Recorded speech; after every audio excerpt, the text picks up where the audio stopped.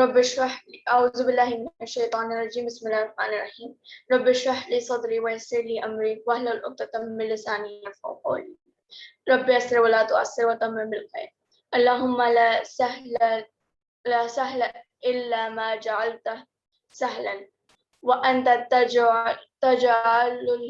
تجعل الحزن إذا شئت سهلا اللهم انفعني بما علمتني وعلمني ما ينفعني وزدني علما آمين يا رب العالمين.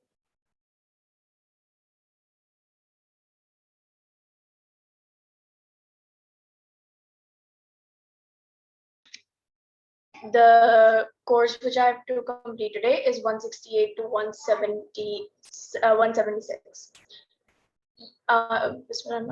يا أيها الناس كلوا مما في الأرض حلالا طيبا ولا تتبعوا خطوات الشيطان إنه لكم عدو مبين. O mankind, eat of that which is lawful and good on the earth, and follow not the footsteps of the devil. Indeed, he is an open enemy to you.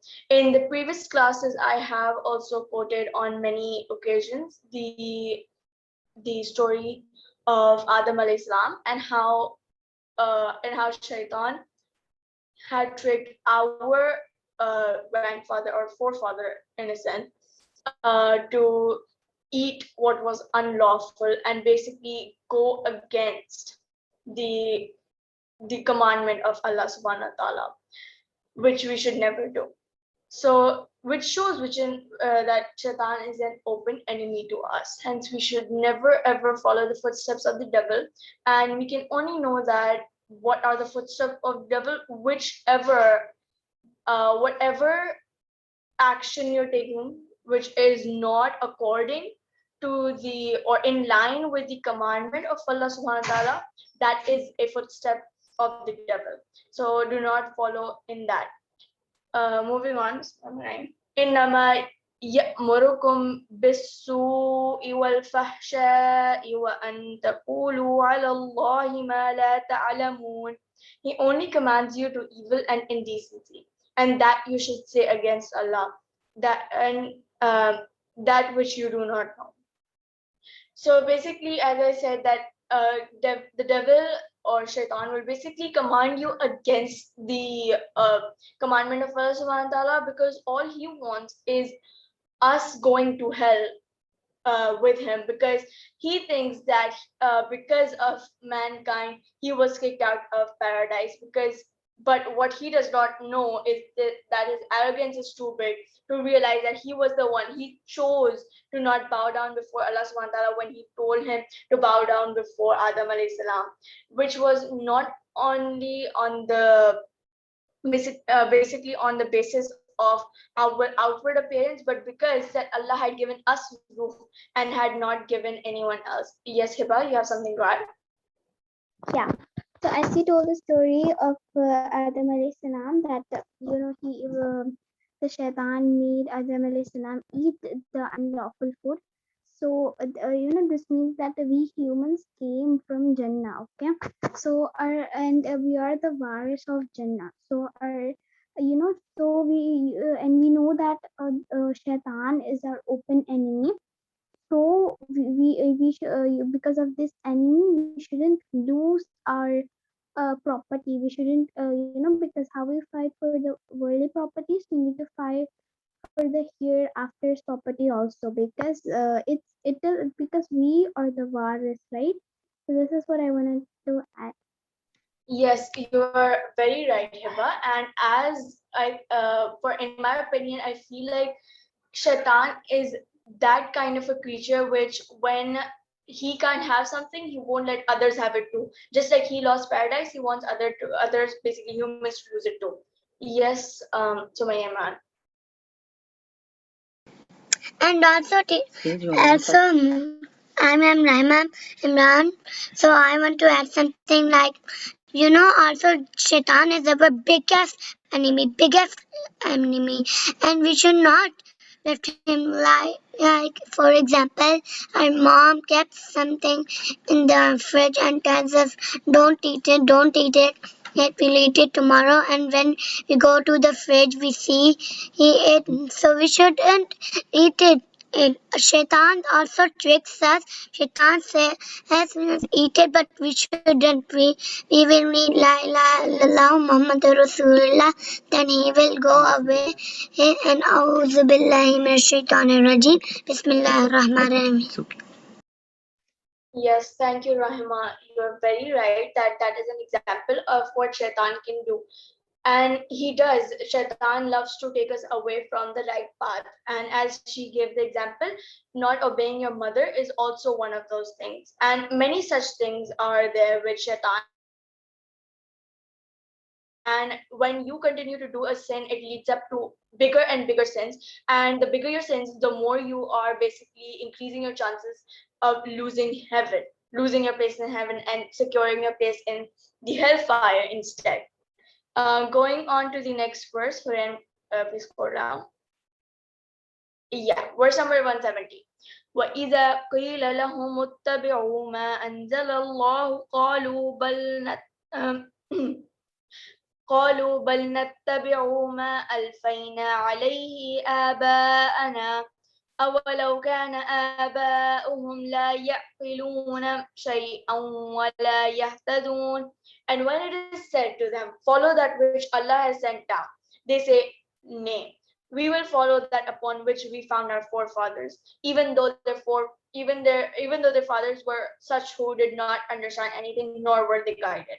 So this basically is for the people when Rasulullah preached, and many other prophets they have preached, and they got the answer that no, we will not follow you. For what reason? Because our forefathers were doing this, and we will continue to follow them.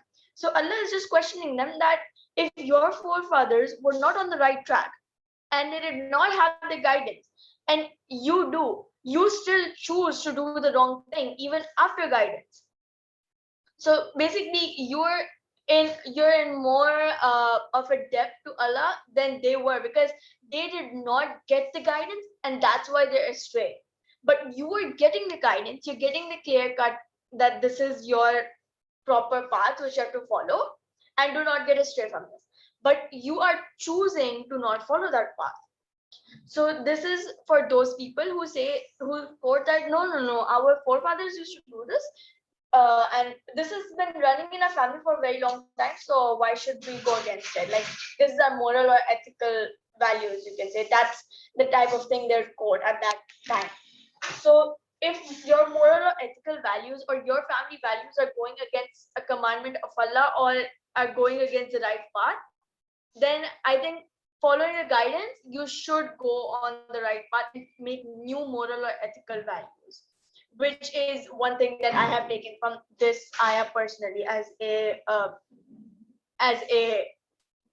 schooling or like a subject. Yes, Hiba. So here, like, there's this thing written here that even though they're, wait,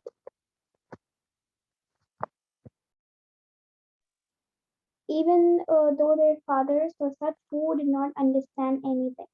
So, there's, I don't know about the hadith, which I heard because I heard it long before. So it was narrated that Prophet Muhammad or somebody like asked someone that when they were asked to believe, they don't know we'll believe.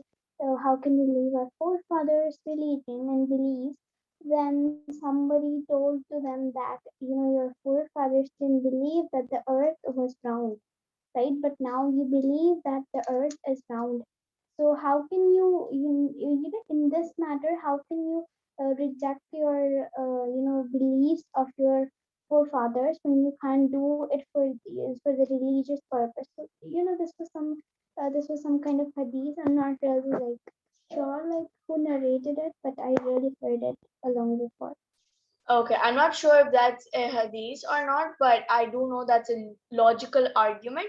And it's same as like many of our forefathers wouldn't have. Personally, my grandmother did not have the opportunity to go to school because she was a female, and females in our ancestors, they did not send their female basically their daughters to school.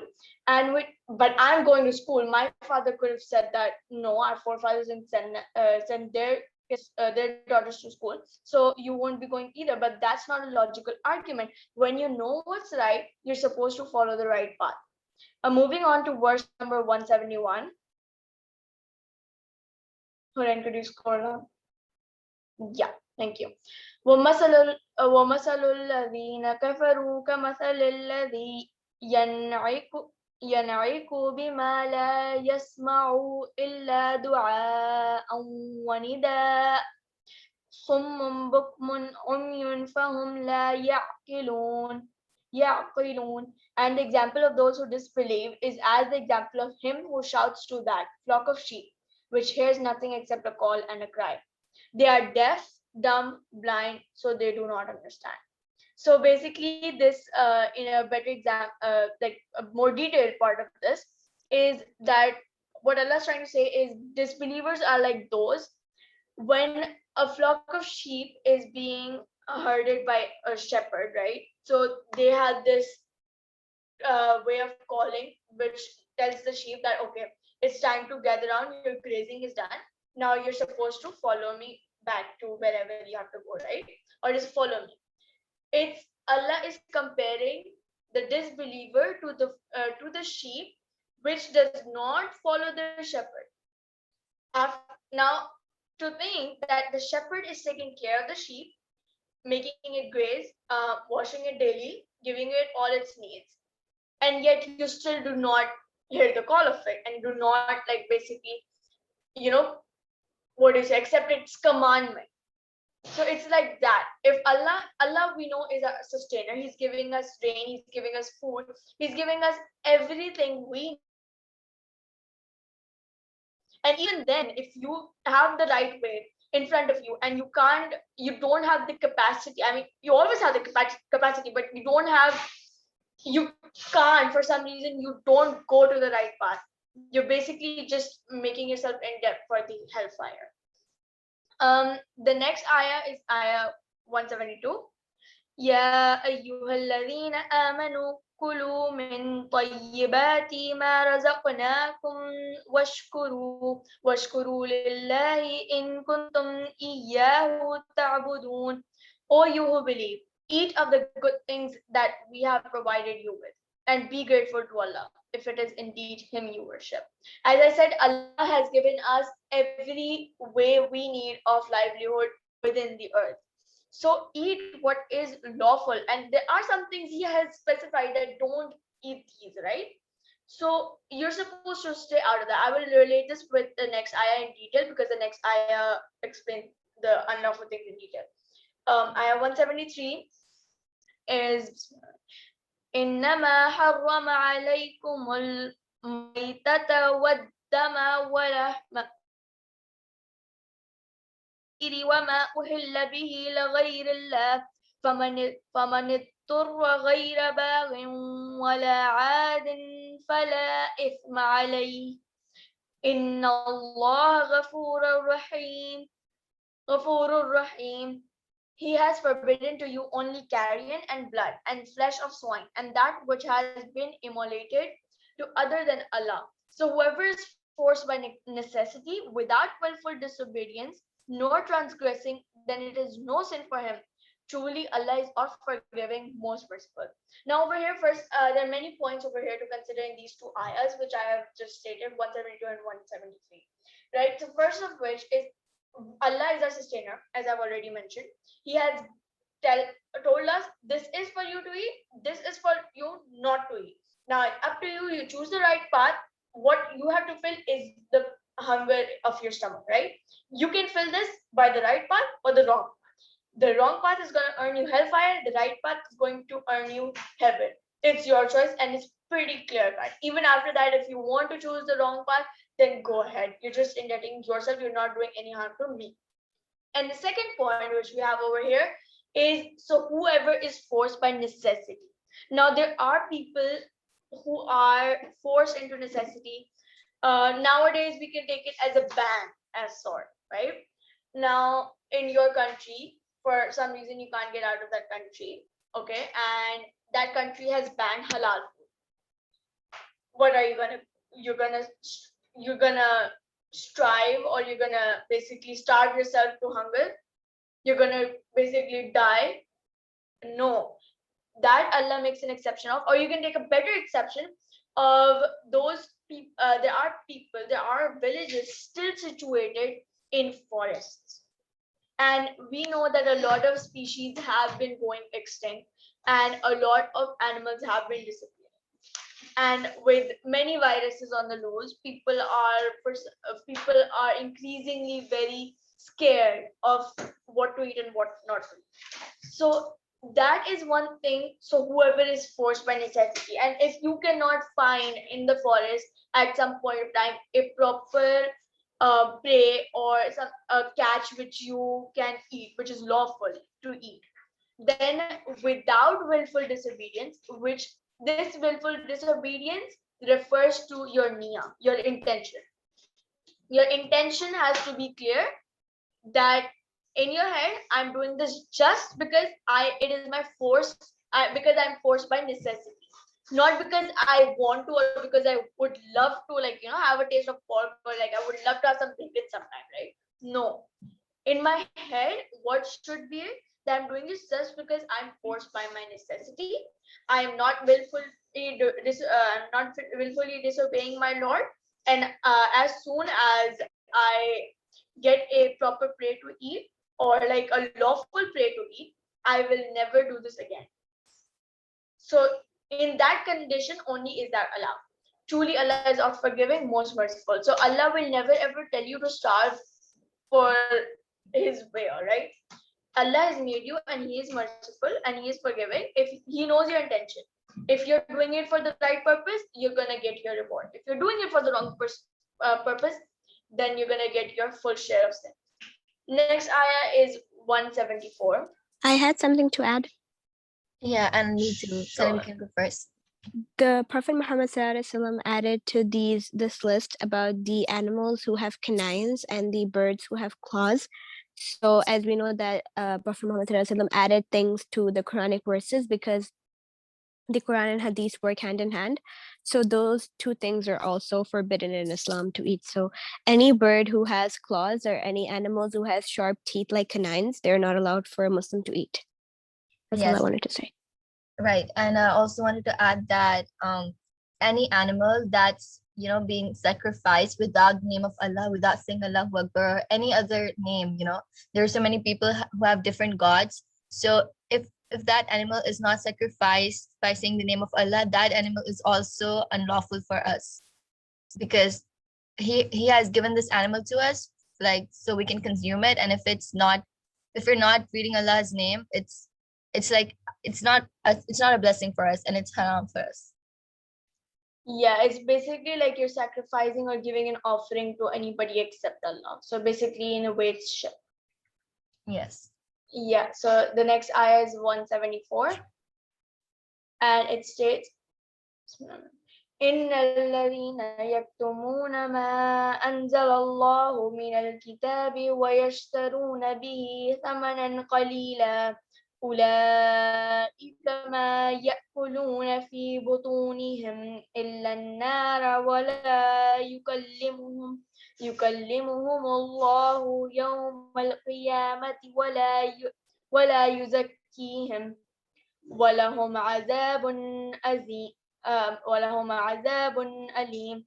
Certainly those who conceal what Allah has sent down of the book and purchase a small gain therewith, they eat into their bellies nothing but fire, and Allah will not speak to them on the day of resurrection, nor will he purify them, and for them will be a painful punishment. This is again one of the verses which we have related before, and as Huren and Zainab added, this is over here in this category, the unlawful category are the canines and anything which is sacrificed not with the name of Allah, and with the name of anyone or anything except Allah, and the birds with claws. These three categories are also added with Rasulullah into the unlawful category along with the Quran. Then the next ayah is 175. أولئك الذين اشتروا الضلالة بالهدى والعذاب بالمغفرة فما أصبرهم على النار. Those are the ones who purchase error at the price of guidance and punishment at the price of forgiveness. So how patient are they in the pursuit to the fire? So this talks about the people who very welcomingly, they love to consume unlawful things, knowing what's right, knowing what's wrong. So as I said that people, for giving an example, that if I'm very happy to have bacon at some point in time, pork, then I might as well just throw myself into fire myself. So it's basically just exchanging your palace in heaven for your basically place in fire, which is a lot more hurtful than the fire on earth. As it says that you're basically trading punishment at the price of forgiveness and error at the price of guidance. So basically, you had the guidance, but you chose to go in your errorful ways. So sure, you traded, and now you're gonna, along with your trade of error at the price of guidance, you're also going to pay the price of punishment because you've lost the forgiveness at all costs. Now there is no question about your forgiveness now because you have openly done this with your own, basically you being in the consciousness. Then the next ayah states, ذلك بأن الله نزل الكتاب بالحق وإن الذين اختلفوا في الكتاب لفي شقاق بعيد. That is because Allah has sent down the book, the Quran, with the truth.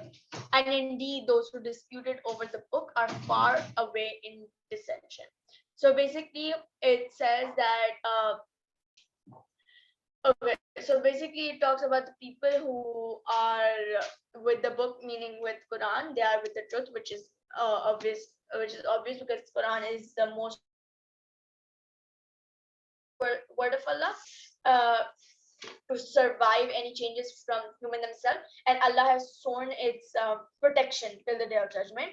And indeed, those who disputed over the books are far away in dissension, which shows that people who say, no, our book is better, or no, our book is more authentic, or no, this book lies, no, our book is correct. And, basically trying to assert dominance with the book, which they've changed, basically. Or this could be also interpreted as people who try to find out, or, like take small issues and make it a big deal. For example, people, you could say that, oh, so in canine, some of these canines are basically, why are they not allowed?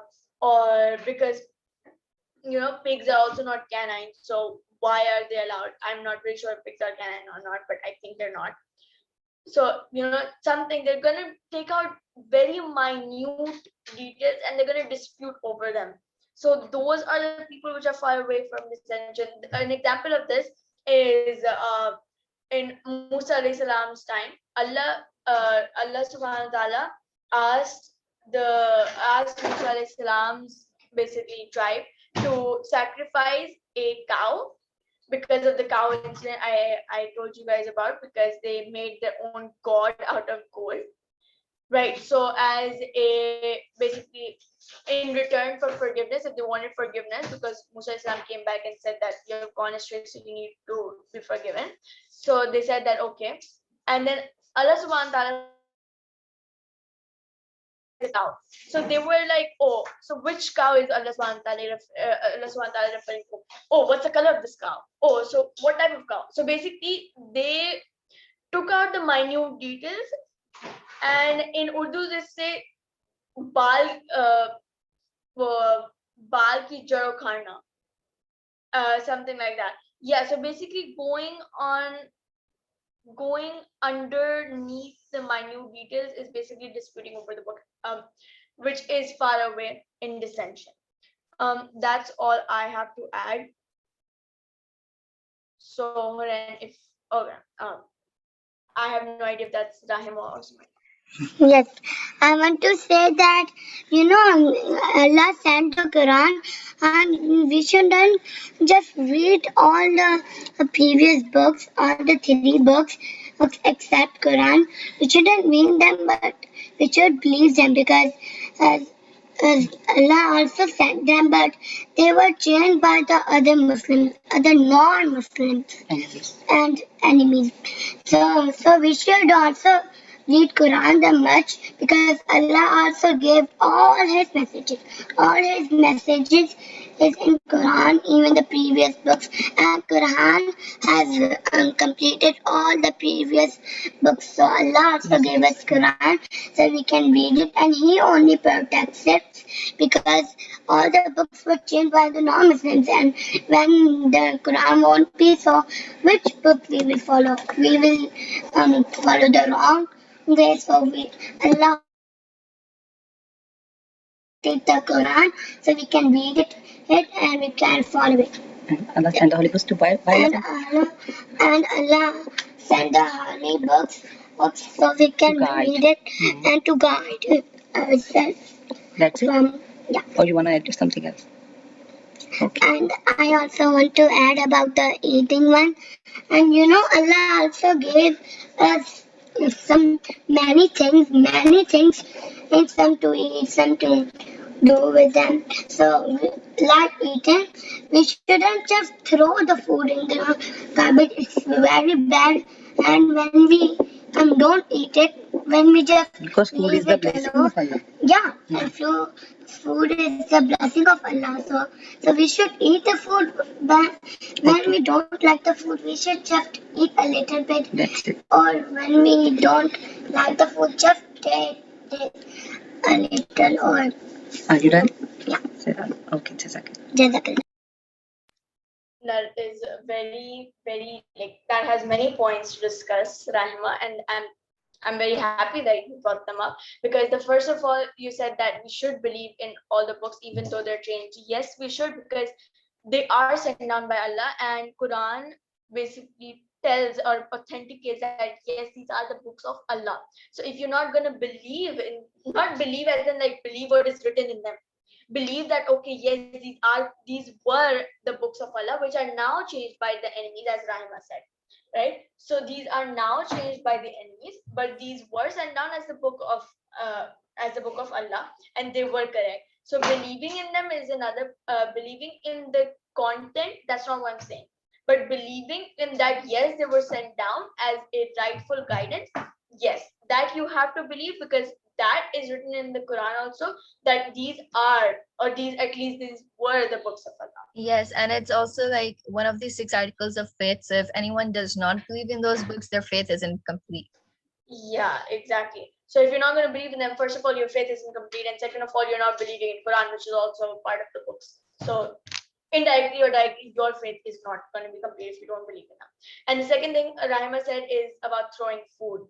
Yes, you should not throw food. As I said before, there are some people out there who live in, very, let's say, third world countries, basically people who can't afford to have good food. And us throwing food away, basically, just imagine Allah is not, they don't have the opportunity to get the food, and Allah is blessing us with food that we can be sitting at the comfort of our home and be getting how much ever food we want, right? And on the other side, we're throwing it. That's like a disrespect to not only Allah's blessings but also to the people who are starving. So yes, Hiba, you have something to add? Yeah, I think instead of throwing it, we can give it to animals to eat that food, or we can just pack it and just give it to the poor people living down the streets. That will be a good option. Yeah, you could do that too, or as Rasulullah used to do, take in small portions, eat how much you want, and then just basically not take more after you're done eating. But that's another story. What we're talking about is not throw food. But yes, you can, if you are at any point feeling like no, you can't eat more and there's more on your plate, you can just give it to the animals, they'll be fed too. Right. That's all I have to present, and I think that's it for everybody to add. And also, we shouldn't complain about the food because when we complain about the food, it means we are complaining about Allah, what has provided. what Allah has created. Yeah. So basically, complaining about food is also complaining about Allah's creation. That is also a very good point, Rahima. Thank you. Yeah, so you should also complain about your food, not throw it out, and you should basically, in total, just eat lawfully. Right. Anything else anybody else has to add? I don't. If anyone else has, please do now. Yeah, I don't have any points to say. Alhamdulillah, just for all the points. Alhamdulillah. Alhamdulillah. Okay, so I will just share the ending dua then. Yes.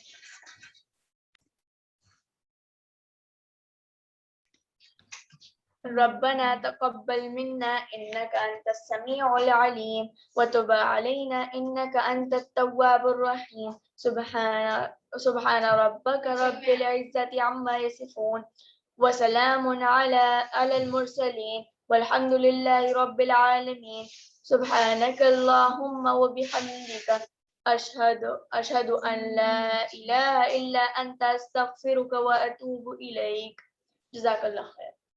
السلام علیکم ورحمۃ اللہ وبرکاتہ. Walaikum assalam warahmatullahi wabarakatuh. Thank you, Mami, Happy, and Hore, and Happy. And Walaikum Assalam. Walaikum assalam.